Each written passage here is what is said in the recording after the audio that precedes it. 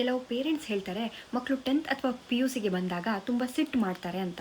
But ನಾನು counselling ಮಾಡಬೇಕಾದ್ರೆ observe ಮಾಡಿದ್ದೇನೆಂದರೆ, ಕೆಲವು ಪೇರೆಂಟ್ಸು ಅವ್ರ ಮಕ್ಕಳನ್ನ ತುಂಬ ಮುದ್ದಾಗಿ ಸಾಕಿರ್ತಾರೆ. ಅವ್ರು ಹೇಳೋದಕ್ಕೆಲ್ಲ ಎಸ್ಸು ಅಂತ ಹೇಳ್ತಿರ್ತಾರೆ.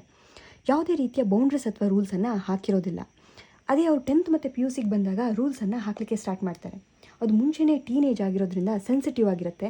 ಈಗೇನಪ್ಪ ರೂಲ್ಸನ್ನು ಹಾಕ್ತಾರೆ ಅಂತ ಶಾಕಿಗೆ ಒಳಗಾಗುತ್ತೆ, ನೋವಾಗುತ್ತೆ, ಅದರಿಂದ ಸಿಟ್ಟಿಗೆ ಒಳಗಾಗ್ತಾರೆ. ನೀವು ಹೇಳಿದ್ದು ಯಾವುದು ನಾನು ಮಾಡೋದಿಲ್ಲ ಅಂತ ಹೇಳೋಕ್ಕೆ ಸ್ಟಾರ್ಟ್ ಮಾಡ್ತಾರೆ.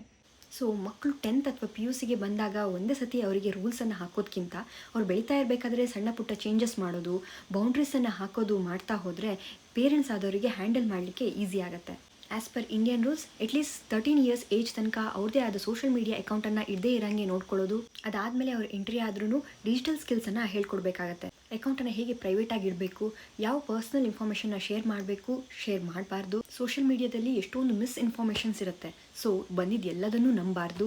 ಸೋಷಿಯಲ್ ಮೀಡಿಯಾದಲ್ಲಿ ಕಮ್ಯುನಿಕೇಟ್ ಮಾಡಬೇಕಾದ್ರೆ ರೆಸ್ಪೆಕ್ಟ್ಫುಲ್ ಆಗಿರಬೇಕು, ಎಕ್ಸೆಟ್ರಾ. ಎರಡನೇದು ಡೈಲಿ ಸ್ಕ್ರೀನ್ ಟೈಮ್.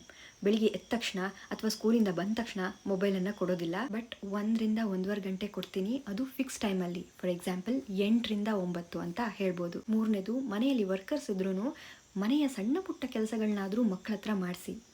ಅಟ್ಲೀಸ್ಟ್ ಅವರು ತಿಂದಂಥ ತಟ್ಟೆ ಲೋಟಗಳನ್ನಾದರೂ ಅವರು ವಾಶ್ ಮಾಡಬೇಕು.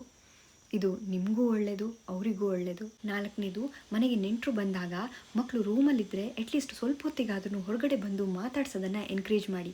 ಯಾಕಂದರೆ ಇದು ಸೆನ್ಸ್ ಆಫ್ ಬಿಲಾಂಗಿಂಗ್ನೆಸ್ಸನ್ನು ಇನ್ಕ್ರೀಸ್ ಮಾಡುತ್ತೆ. ಹಾಗೆ ನಿಮ್ಮ ಮಕ್ಕಳು ಎಷ್ಟು ರೆಸ್ಪೆಕ್ಟ್ಫುಲ್ ಆಗಿದ್ದಾರೆ ಅಂತ ತೋರಿಸುತ್ತೆ. ಐದನೇದು, ಊಟ ಮಾಡಬೇಕಾದ್ರೆ ನಾನು TV ಅಥವಾ ಮೊಬೈಲನ್ನು ನೋಡೋದಿಲ್ಲ, ಎಲ್ಲರೂ ಡೈನಿಂಗ್ ಟೇಬಲಲ್ಲಿ ಊಟ ಮಾಡೋಣ ಅಂತ ಪದ್ಧತಿನ ಸ್ಟಾರ್ಟ್ ಮಾಡಿ. ಇದು ನಿಮ್ಮ ಬಾಂಧವ್ಯನ ಹೆಚ್ಚುತ್ತೆ. ಆರನೇದು, ನೀವೆಷ್ಟೇ ಬ್ಯುಸಿ ಇದ್ರೂ ಮಕ್ಕಳ ಹತ್ರ ಡೈಲಿ ಮಾತಾಡ್ತಾ ಇರಿ.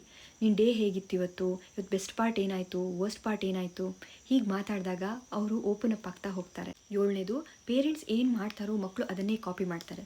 ಸೊ ನೀವು ಮೊಬೈಲ್ ಯೂಸ್ ಮಾಡಬೇಕಾದ್ರೆ ಕಾನ್ಷಿಯಸ್ ಆಗಿರಿ.